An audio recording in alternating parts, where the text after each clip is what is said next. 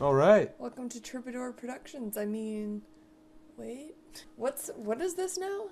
Well, I think it would be pretty cool for you guys to see the actual behind the scenes stuff of how we do special effects. All Uh, right. we got behind the scenes, and Hillary doesn't usually do them. It's usually Mr. Dima, who does them. Yep. So, for a lot of people ask us, how did we do this little scene? And it's actually very easy. Even with today's technology, you can like get this kind of a low end special effect for really cheap, really fast, Mm-hmm. right? So, where Hillary and I went and shot this this little scene in the desert in Ellensburg, Right. and we were just standing outside with the crane, and I just tilted the camera down like this.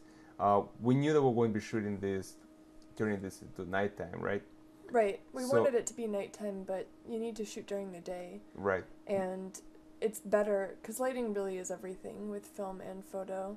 So it's better if you want to make that transition to find a day where it's somewhat cloudy because it's mm-hmm. really difficult if you have really bright sunlight. Yeah, because then you're gonna have this kind of harsh shadows coming out of this car's tires, and the car's gonna be a harsh shadow. And if you're going to see at nighttime, there's not really a whole lot of sharp shadows anywhere. So you want to find like this kind of perfect day, kind of like a blanket on the sky.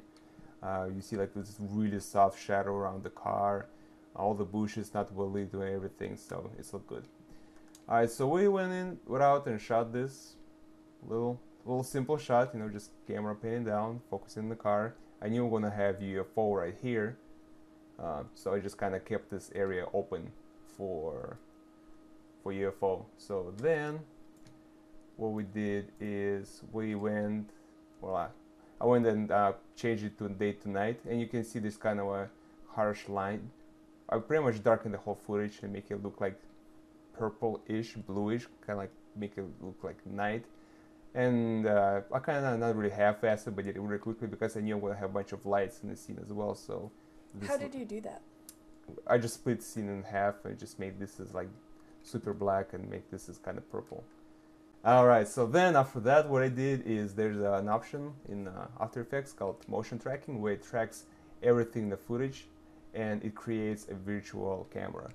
Mm-hmm. So it creates like this computer nerdy geeky camera for your computer to say, okay, this is where your camera was. And that after you create 3D camera, you can mess around with 3D software, and you create this huge object, a spaceship. You can find all the spaceship models online somewhere. You can just Google it somewhere. Meh? Yeah. Understood that? Oh, my cat just turned off another computer. Kitty rascal.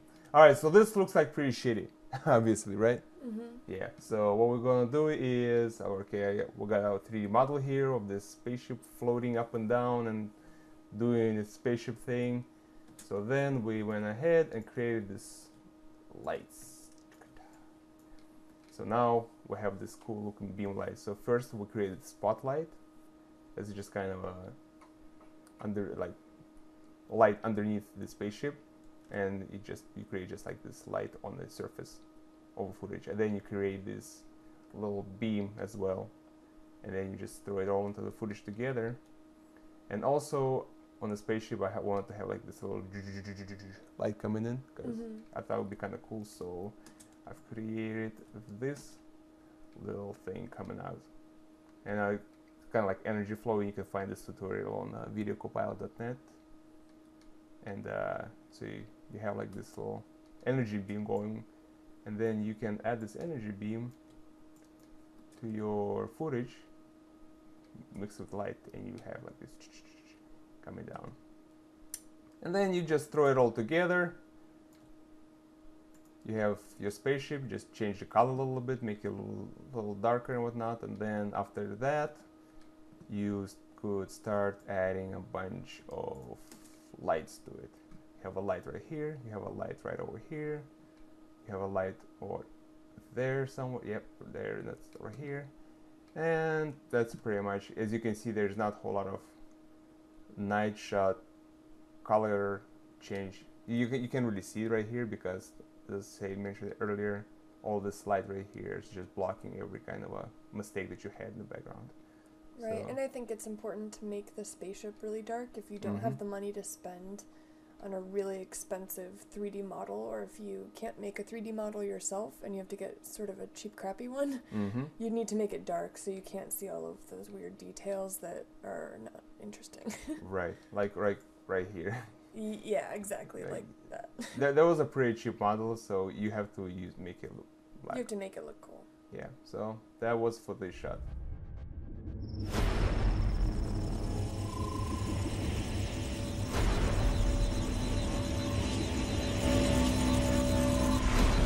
Alright, so second scene, which is kind of an offshoot of that, is of Mr. Adam looking up at the spaceship. We had like this cool little rain, unintended rain. It was actually raining, so it So, kind of looked cool. Yeah, I was like, oh, that's a... And I'm holding that spotlight. Yeah, so Hillary's standing right next to us, right here.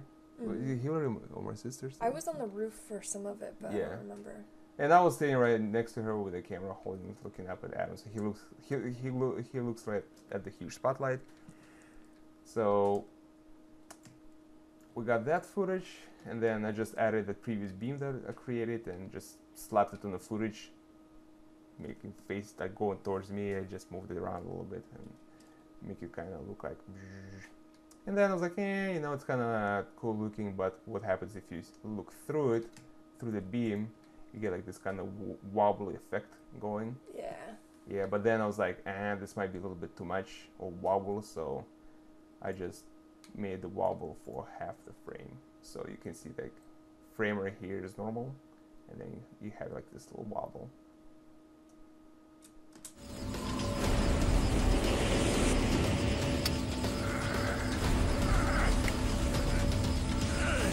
Then the last one, the simplest trick in the book. Yep. Where you're like, how did you do this? Well, this is very easy. You have, see this? That's my sister pulling on this little strings attached to Adam, and His strings. And Adam is doing his super acting, going together with the strings, and then you just have this footage, and then you remove the black strings. I kind of did a crappy job because I never done it before, but it's pretty good though. No one really noticed it. Yeah, it's kind of hard to notice, especially with the whole thing together. Yeah, and you like add a bunch of audio effects, so you don't really focus on these little things. Also, whenever you make something like this, when you're creating it, you probably focus on all of these little problems that no one will really notice normally. And another, like once you make footage or like special effects like this, you also have to think, where will audience look at? And usually audience look at the bright spots on the footage. The first thing they see is a bright spot.